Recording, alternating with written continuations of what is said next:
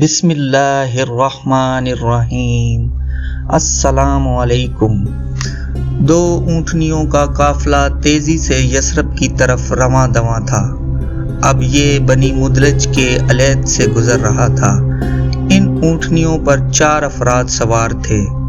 ان میں ایک بزرگ جس کی داڑھی کے کچھ بال سفید ہو چکے تھے، بڑی بےتابی سے کبھی آگے کبھی پیچھے دیکھ رہے تھے، گویا کسی بھی خطرے کو بھانپ کر اس کا مقابلہ کرنے کی دھن میں تھے۔ یہ صدیق اکبر رضی اللہ تعالی عنہ تھے۔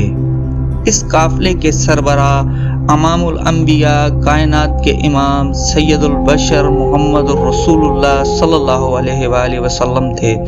ادھر بنو مدلج کے سردار سراقہ بن مالک اپنے گھر میں اپنے حواریوں سمیت بیٹھا گفتگو کر رہا تھا۔ اچانک ایک شخص اندر داخل ہوا، کہنے لگا، سراقہ، میرا خیال ہے کہ محمد صلی اللہ علیہ وآلہ وسلم اس وقت اپنے ساتھیوں سمیت ساحل سمندر سے گزر رہے ہیں۔ میں ابھی انہیں دیکھ کر آ رہا ہوں۔ سراقہ سمجھ گیا کہ یہ وہی لوگ ہیں۔ ان دنوں مکہ کے ارد گرد تمام قبائل اور بستیوں میں ایک ہی موضوع زیر بحث تھا کہ اس قافلے کو کس طرح روکا جائے اور انہیں زندہ یا مردہ معاذ اللہ قریش مکہ کے حوالے کیا جائے۔ اس مضمون کارروائی کے لیے 100 سرخ اونٹوں کا انعام مقرر تھا، اور یہ اتنا بڑا انعام تھا کہ اسے حاصل کرنے کے لیے ہر شخص بے قرار تھا۔ سراقہ نے پہلو بدلا۔ اس کے ذہن میں یہ خیال بجلی کی طرح گونج گیا کہ یہ انعام مجھے ملنا چاہیے۔ آخر میں اس قبیلے کا سردار ہوں اور یہ قافلہ میرے علاقے سے گزر رہا ہے۔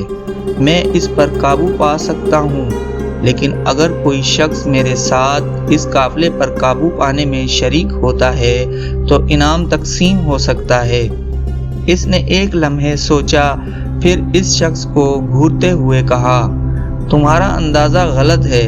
بھلا محمد صلی اللہ علیہ وآلہ وسلم یہاں سے کہاں گزر سکتے ہیں؟ یہ وہ لوگ نہیں بلکہ تم نے کسی اور کو دیکھا ہے جو تمہارے نظروں کے سامنے گزرے ہیں۔ قافلے کی خبر دینے والا شخص خجالت محسوس کر رہا تھا۔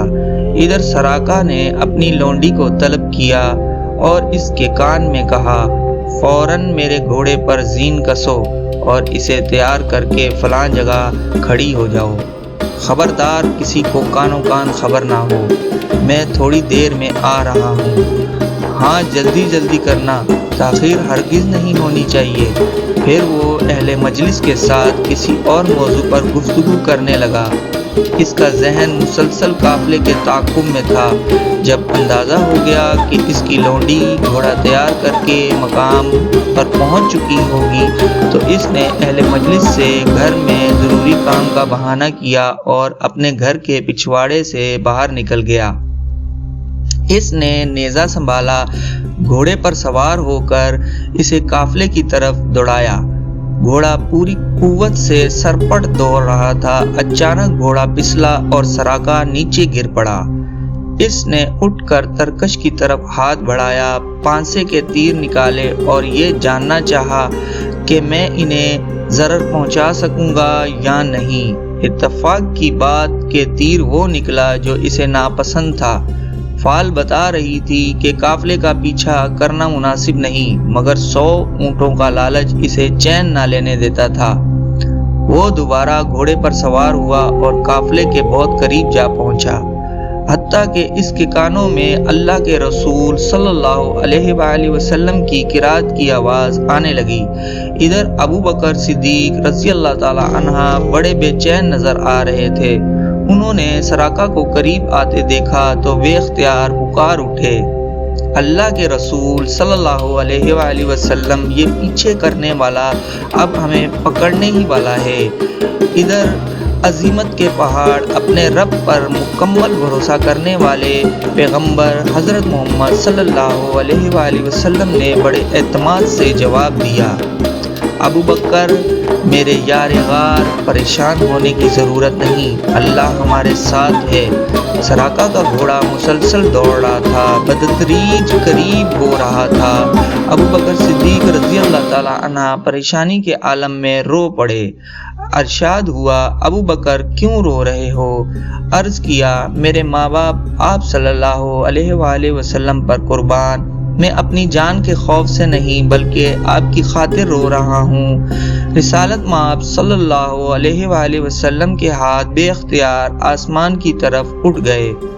بارگاہ الہی میں عرض کیا، اے اللہ، تو جیسے چاہے اس سے ہمیں بچا لے۔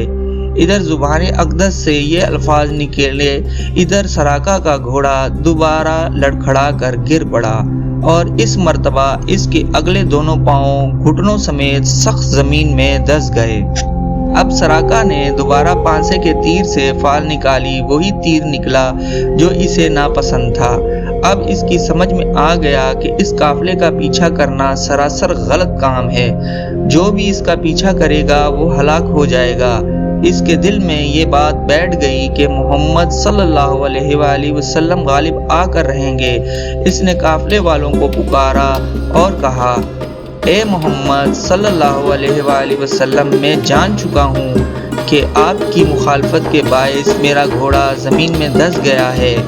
اللہ سے دعا فرمائیے وہ مجھے نجات دے۔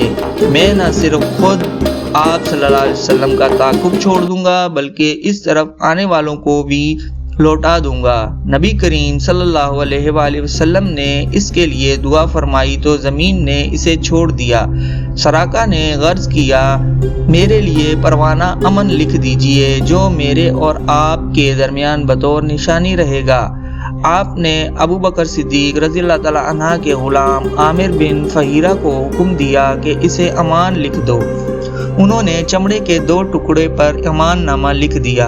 سراقہ نے آپ صلی اللہ علیہ وآلہ وسلم کو قریش کے عزائم اور 100 اونٹوں کے انعام کے بارے میں آگاہ کیا اور آپ کا زاد سفر اور ساز و سامان کی پیشکش کی، مگر آپ صلی اللہ علیہ وآلہ وسلم نے کسی بھی قسم کا سامان لینے سے انکار کر دیا، صرف یہ فرمایا ہمارے بارے میں رازداری سے کام لینا۔ سراقہ وہاں سے جانے لگا تو اچانک اللہ کے رسول نے ارشاد فرمایا، سراقہ تمہیں کیسا لگے گا جب تم کسرا بن حرمز کے دونوں کنگن، پیٹی اور اس کا تاج پہنو گے؟ سراقہ نے بڑے تعجب سے یہ بات سنی، وہ سوچ میں پڑ گیا کہ کہاں کسرا بن حرمز اور اس کے کنگن اور کہاں میں۔ اس کے بعد قافلہ یثرب کی طرف بڑھ گیا۔ سراقہ واپس آیا تو دیکھا کہ لوگ قافلے کی تلاش میں سرگرداں ہیں۔ سراقہ کہنے لگا، ادھر کی کھوج خبر تو میں دور دور تک کر چکا ہوں، تمہیں اس طرف جانے کی کوئی ضرورت نہیں، میں تمہارے حصے کا کام کر چکا ہوں۔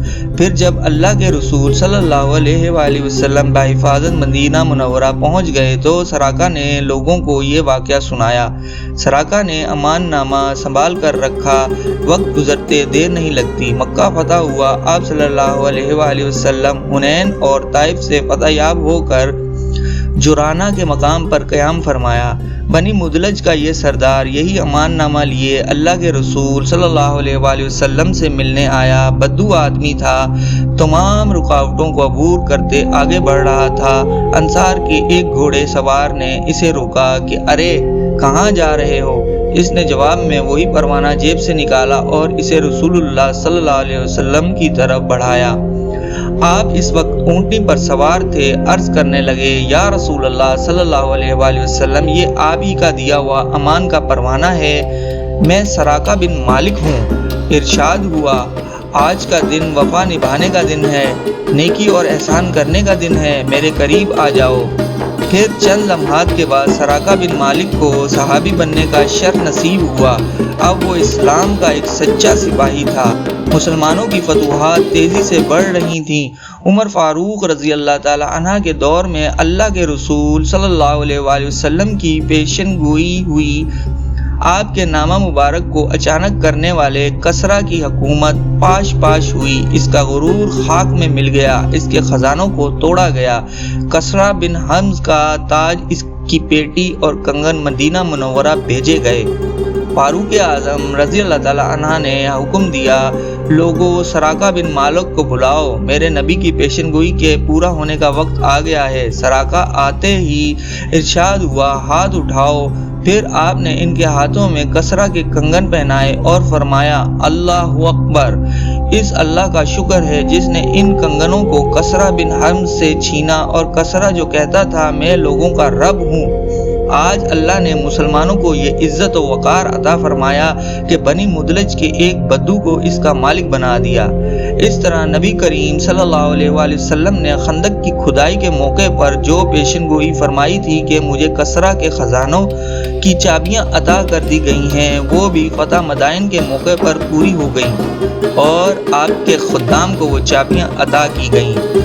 اللہ تعالیٰ سے دعا ہے کہ اللہ تعالیٰ ہمیں دین پہ چلنے اور نبی پاک صلی اللہ علیہ وآلہ وسلم کی سنت پر عمل کرنے کی توفیق عطا فرمائے۔ اللہ تعالیٰ ہمارے تمام مسلمانوں کے گناہوں کو معاف فرمائے۔ اللہ حافظ۔